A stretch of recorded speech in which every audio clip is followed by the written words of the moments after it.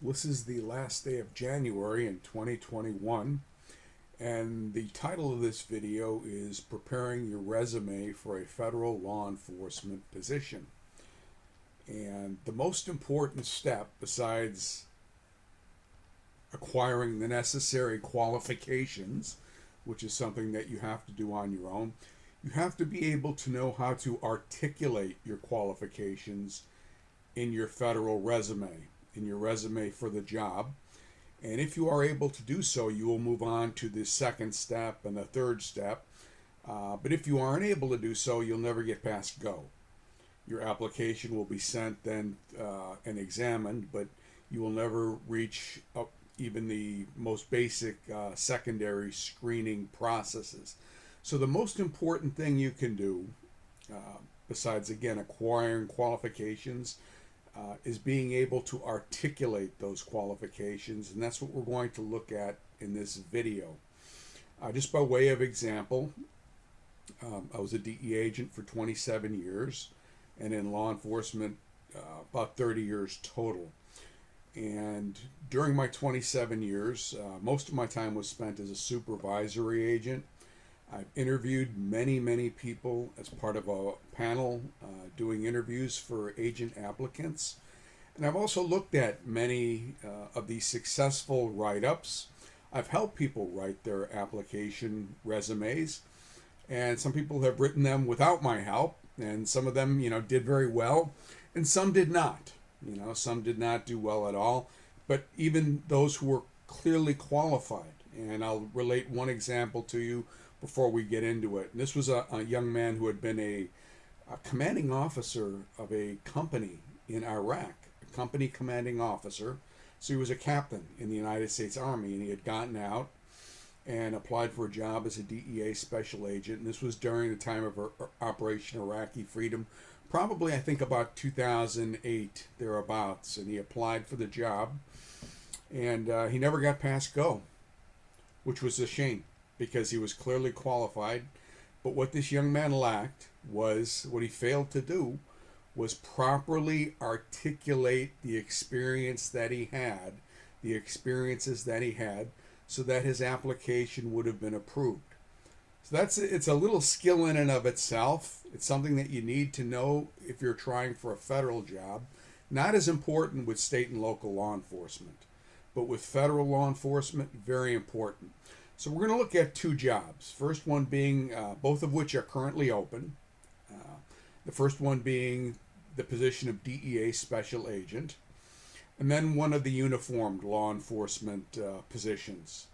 So we'll start with the DEA Special Agent position, and we'll work our way to the uniformed position. And what we'll do is look at the vacancy announcements that are available on USA Jobs, and then I will show you specific resume writing techniques that will help you. So we'll move on from there. Okay, this is a position that is currently open, and again, this is available at usajobs.gov. And I suppose your first step in looking for a federal job, federal law enforcement, you would go to this website, usajobs.gov, and just type that in, usajobs.gov, or you can go to the agency that you want, and you'll see what is currently available. And in this case, I've gone to the DEA website and gotten the current vacancy announcement. So that's what we're going to do first, because the first thing you should always do is look at the vacancy announcement.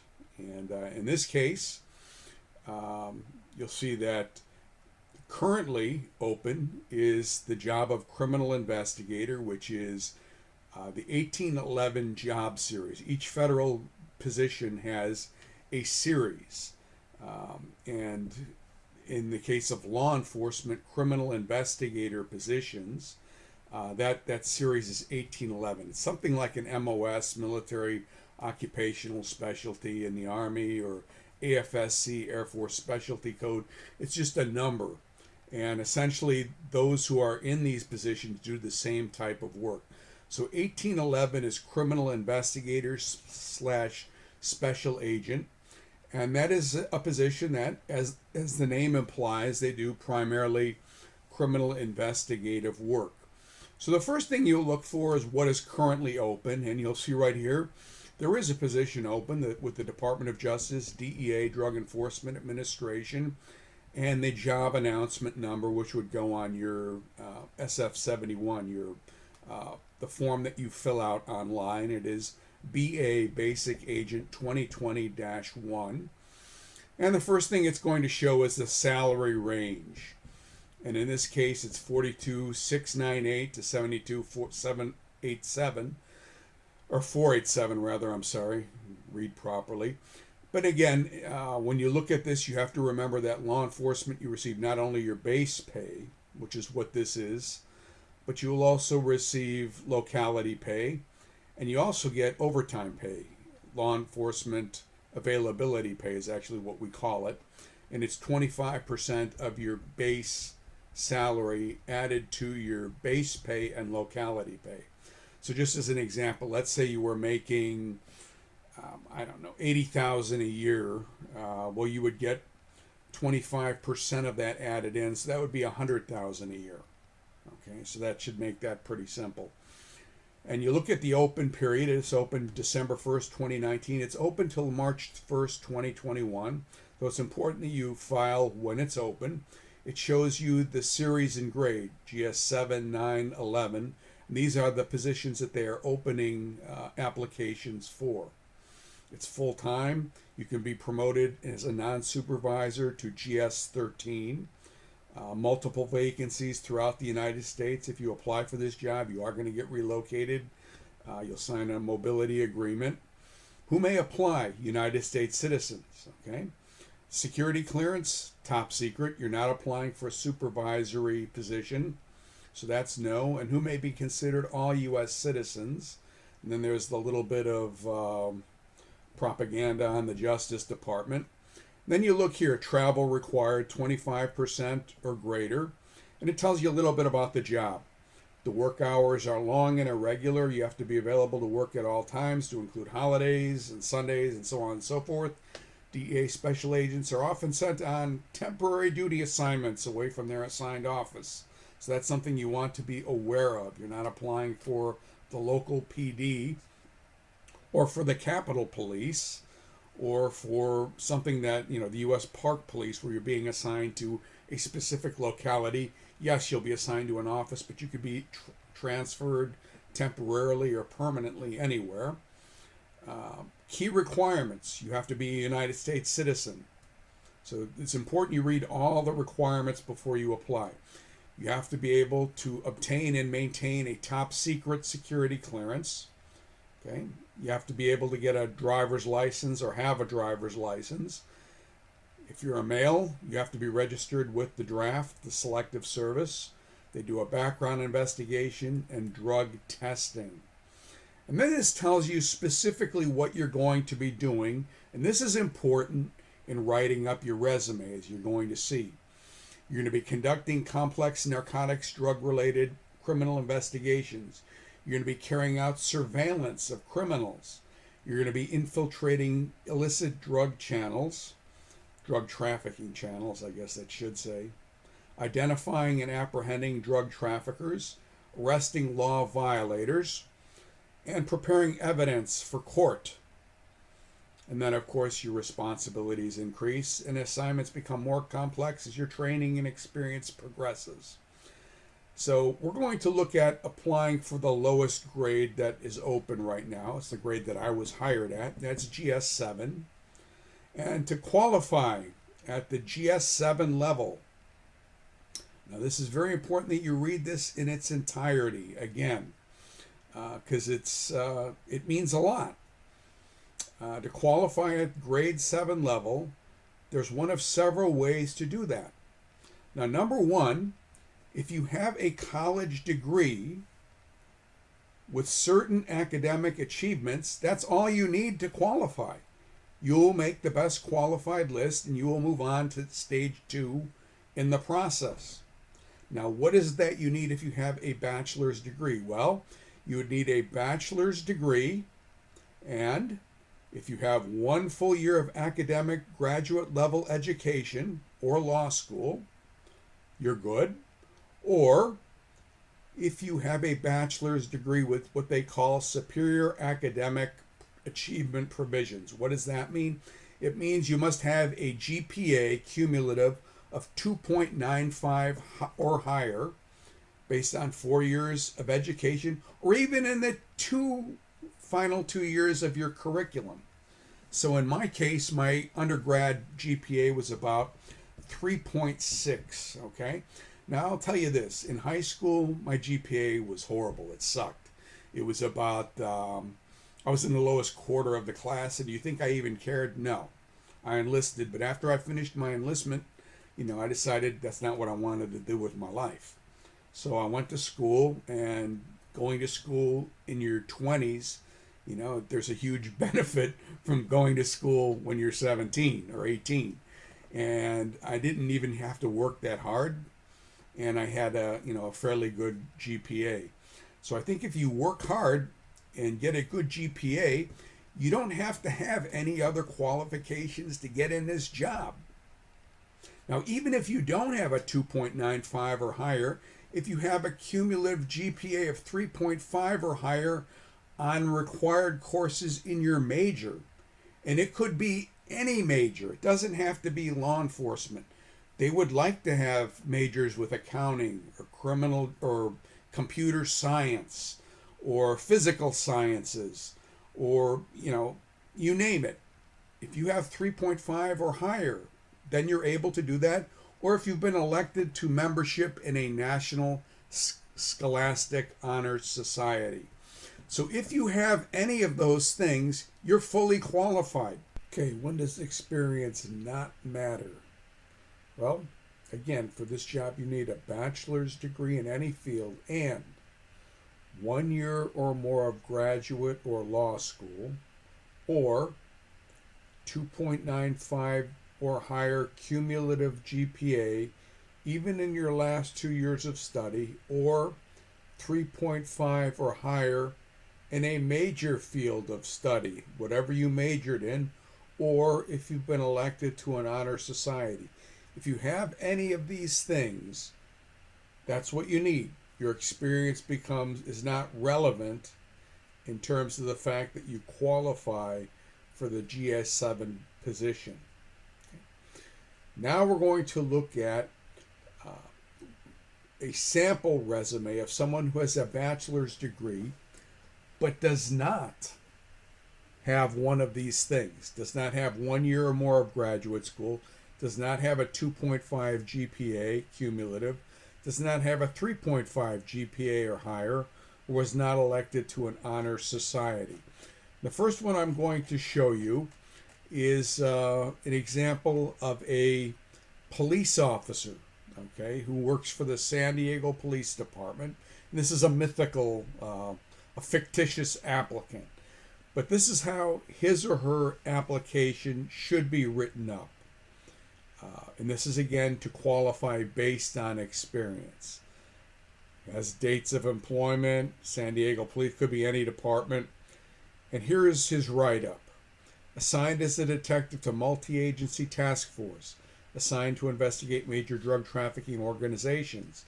Duties included the infiltration of drug trafficking organizations through a variety of methods, to include the recruitment and handling of confidential informants, undercover work, use of technical surveillance equipment, interviewing cooperating witnesses, and conducting searches and seizures that resulted in the seizure of drugs, proceeds, and weapons. Wrote detailed reports and affidavits, prepared cases for prosecution, made felony arrests, and participated in raids in dangerous situations, and served as a case agent in a number of these cases. This would be a good write-up for an applicant who has a bachelor's degree and does not have a 2.95 GPA.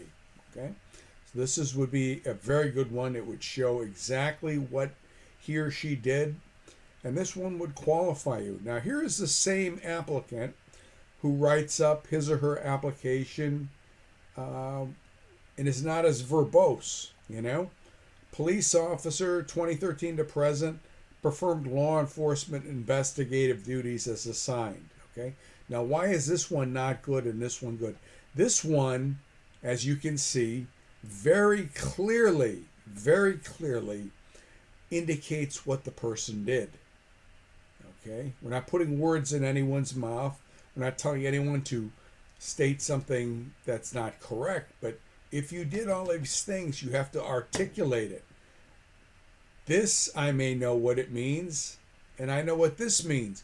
But the difference is the people who do the evaluation do not.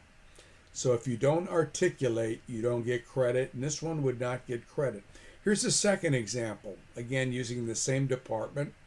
Let's say this officer worked as a patrol or tactical unit officer. And their duties included the investigation of suspected gang members and persons involved in crime, and their methods involved surveillance, use of street informants, interviews with persons suspected of crime.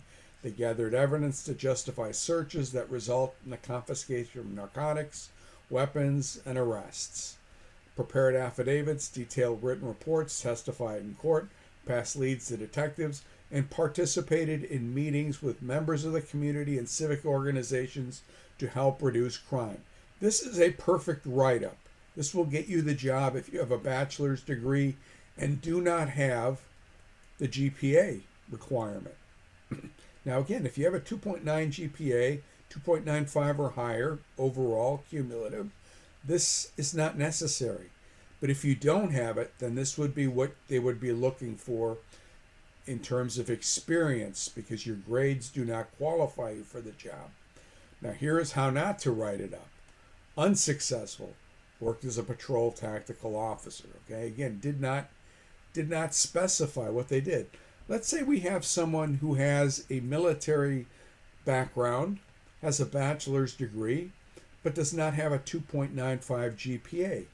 Well, okay, military experience, properly articulated, fully qualifies you for the job as an exception to the requirements of the Office of Personnel Management.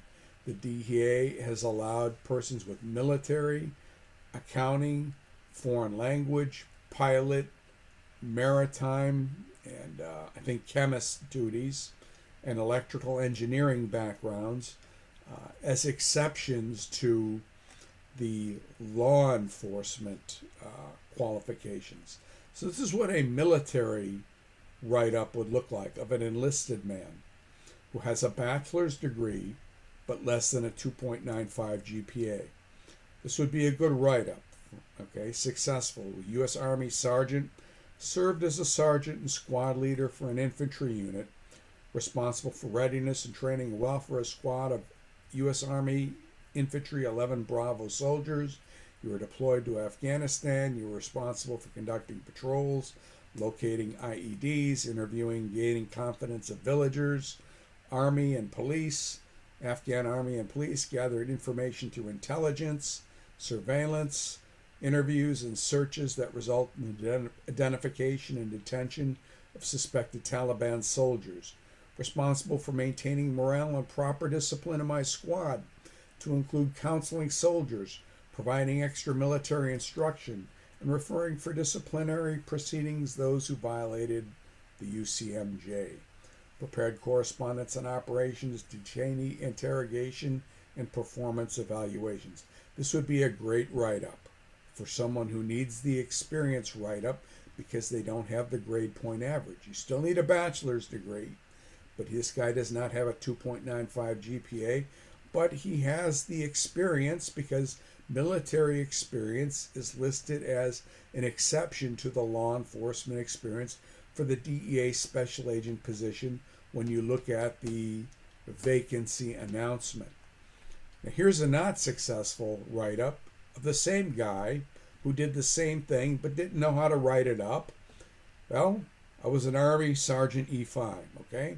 Now I may know what you did, you may know what you did, but again, the people who evaluate your experience don't know what you did. So this one tells you exactly what you did and meets all of the elements. This one doesn't tell anything, okay?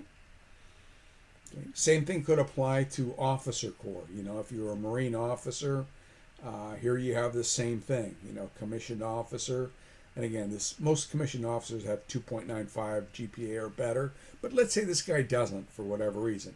This is similar to a guy I know who was a captain in the Army who didn't get picked. Even though he did all of these things, he didn't get picked because he didn't write this up.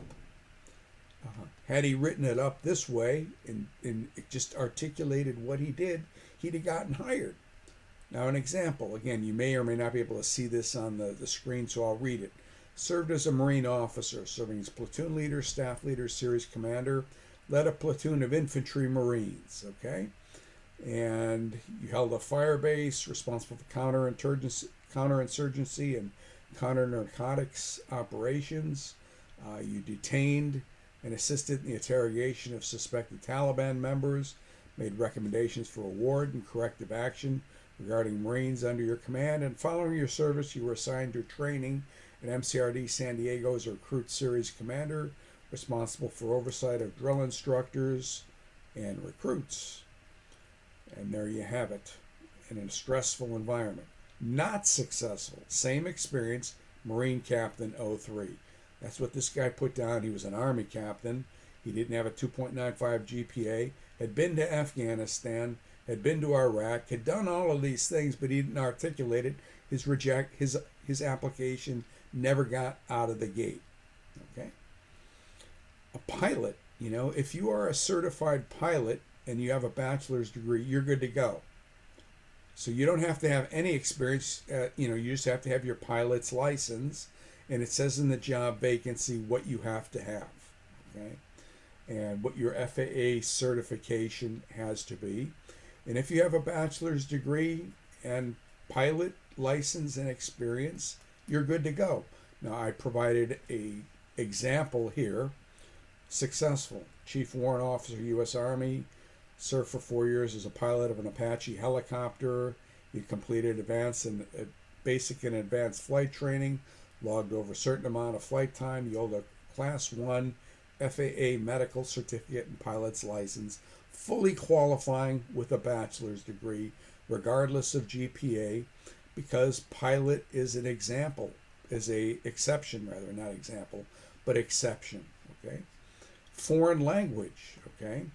If you speak any foreign language fluently, be it Spanish, Urdu, Pashtun, Chinese, German, Arabic, or any other, Vietnamese, and a bachelor's degree, you're fully qualified. So this is what a write-up for that would look like. I'm a native Urdu speaker, or a Spanish speaker, or an Italian speaker, or a Russian speaker, and have served, let's say, for instance, as a contract translator. Okay, and you have a bachelor's degree, you're fully qualified. You don't have to have years of experience. You just have to be able to show that you speak that language, and you have to demonstrate a number 2 level. Again, what are some of the other areas that I haven't done any write-up on? Technical experience. If you have 3 years in tech using surveillance equipment, which you probably don't, you'd be fully qualified with a bachelor's degree. If you have 3 years of accounting experience, and a CPA, for instance, CPA would be fully qualifying. But if you don't have a CPA, but 3 years of auditing experience and a bachelor's degree without a 2.95 GPA, that is fully qualifying. Okay, and again, when does experience not matter? And this is important. If you have a BA and 1 year or more of grad school, or a master's degree or a law degree, or 2.95 GPA cumulative, or 3.5 or higher in your major field of study, or were elected to an honor society, you're fully qualified. You get the job, at least you make it through number 1, and you go on to further training. Now, what else is important? If you have veterans preference, and there's 2 ways to get veterans preference. Number 1, if you get the 10-point preference, if you're compensably disabled from military service or received a Purple Heart, you get double veterans preference, or you can get what I had, 5-point veterans preference. And that just means that you were in the military, you have an honorable discharge, and were deployed to a combat zone. You don't have to have been in combat, just deployed to a combat zone and have an expeditionary medal or a campaign medal. You get the 5-point preference. And if you are qualified, they must hire you before a non-preference eligible. So what does all this mean? This means that the job is not all that difficult to qualify for. You probably qualify for it. Okay, if you have this, if you have a bachelor's degree, you probably qualify for it. Okay, if you don't, then you will need some additional experience, but it's not all that hard to get.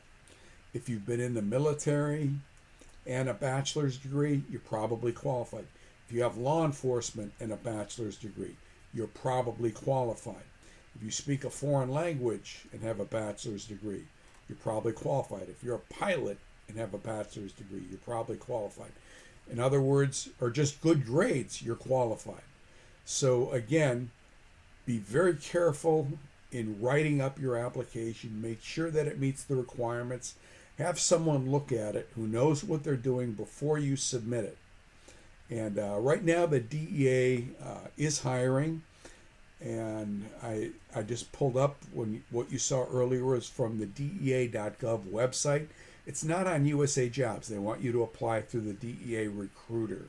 So you would go to DEA.gov and look at the job application requirement, call a recruiter, submit your resume, transcripts, and DD-214, if any, to the recruiter.